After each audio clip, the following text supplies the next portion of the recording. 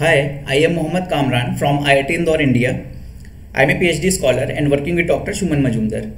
Today I am going to present about the 21 cm signal bispectrum as a probe of IGM physics during the cosmic dawn. The CDOR H1 21 cm signal is expected to be highly non-Gaussian in nature due to different complex astrophysical processes like Lyman alpha coupling, X-ray heating and the ionization of the gas. This nature of non-Gaussianity evolves with time. The power spectrum, which is nothing but the Fourier transform of two-point correlation function, describes a field completely only when it is a Gaussian random field. Otherwise, we have to shift our attention towards higher order statistics. So the bispectrum is the first higher order statistic, and the analysis of the bispectrum is one of the ways to quantify the non-Gaussianity present in any field.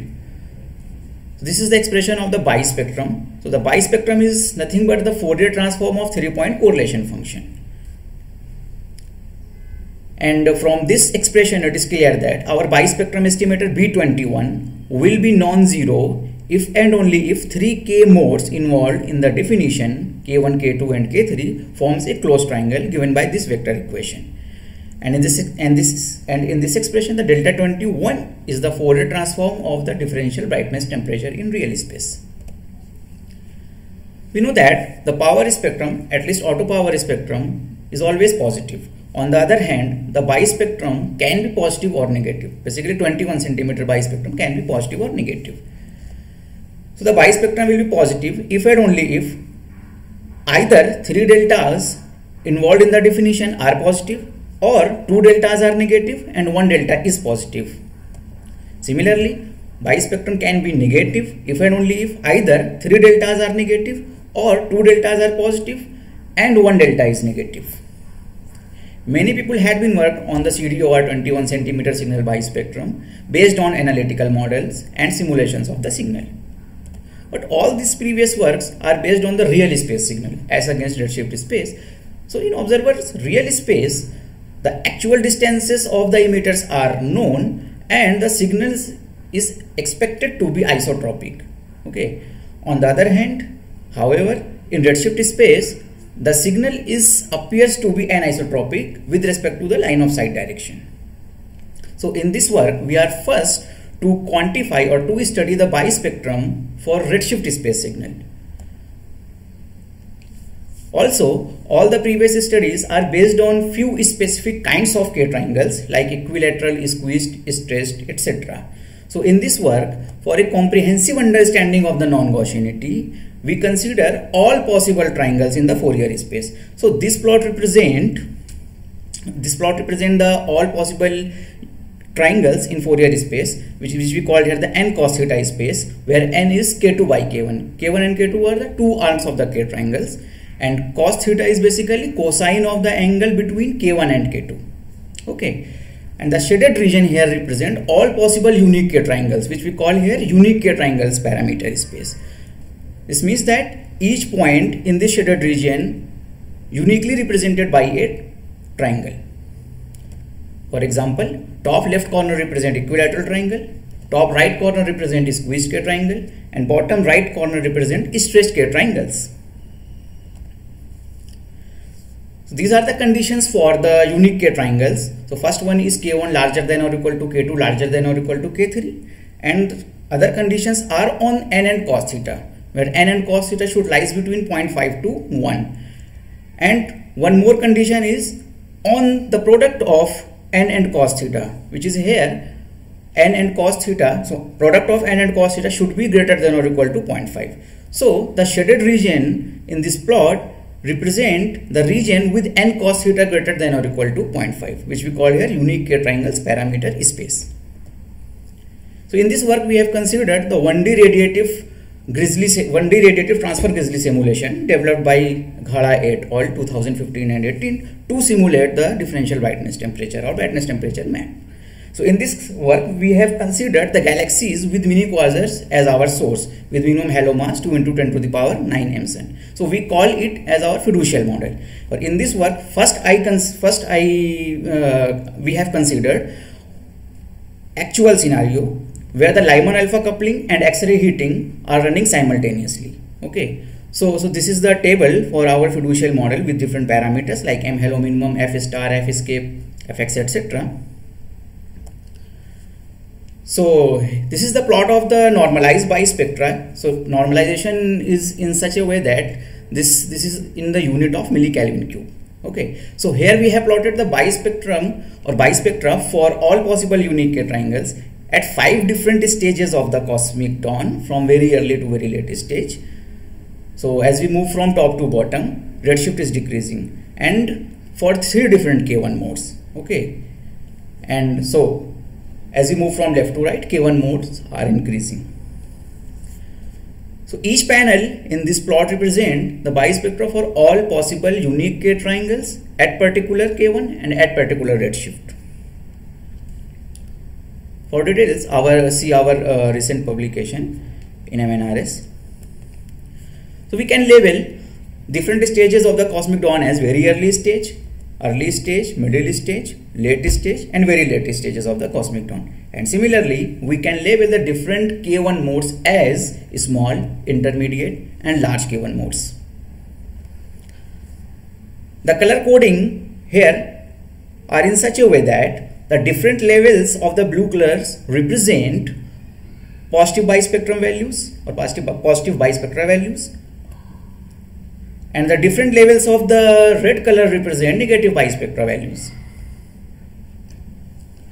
So now let me discuss about the sign reversal of the bispectra, which is an important phenomena in the nature of the non-Gaussianity.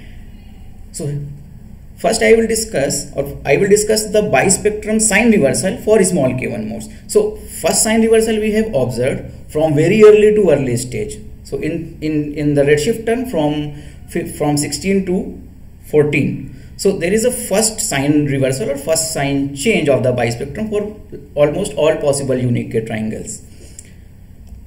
We have also observed another sign reversal from early to middle stage, or in redshift term from 14 to 12. So this is the second sign reversal at small K1 modes. Okay.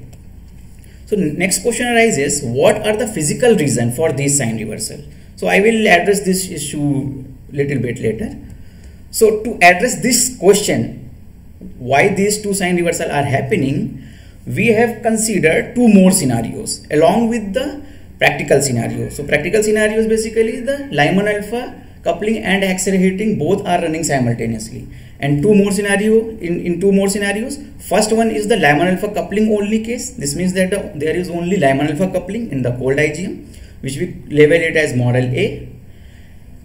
Second one, we opt X-ray heating, only X-ray heating case in the Lyman alpha coupled background. Okay, we label it as our model B. And third one is the practical scenario where the Lyman alpha coupling and X-ray heating are running simultaneously. And fiducial model is same. So basically different cosmological and astrophysical parameters will be same. So this is the plot of the global signal versus Z curve for all 3 scenarios, model A, model B, and model C. Here cyan color represent model A, magenta color represent model B, and green color represent model C. Okay. So cyan color means model A, means Lyman alpha coupling only case, magenta color means X-ray heating only case, and green color means here coupling and heating both case. Okay, which we call it as, so this is basically practical scenario, right? Next we have plotted the bispectra for unique K triangles and squeezed K triangles for all 3 scenarios. So the top panel represent equilateral triangles and bottom panel represent the squeezed K triangles. So these are the bispectra for 3 different scenarios at a small K1 mode, 0.16 MPC inverse.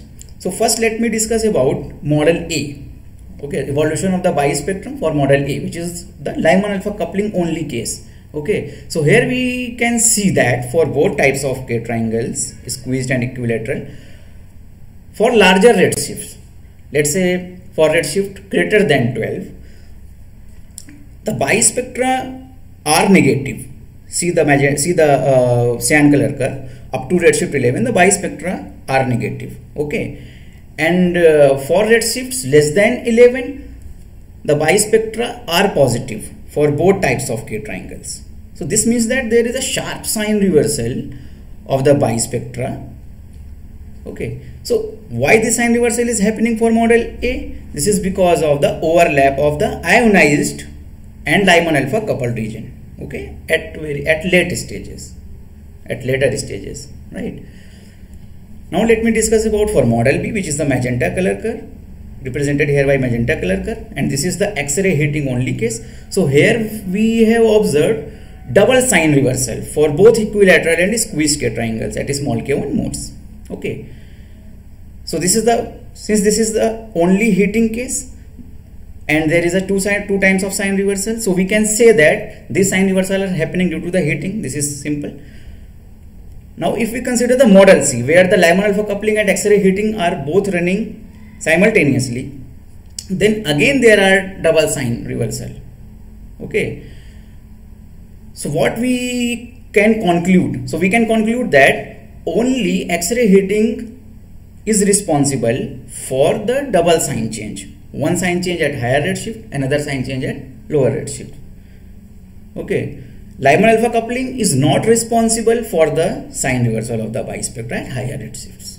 Okay, or redshift at greater than 11. Now let me summarize my talk. So we have discussed that the bispectra for all possible unique K triangles provide a comprehensive understanding of the non-Gaussianity in the CD21 cm signal.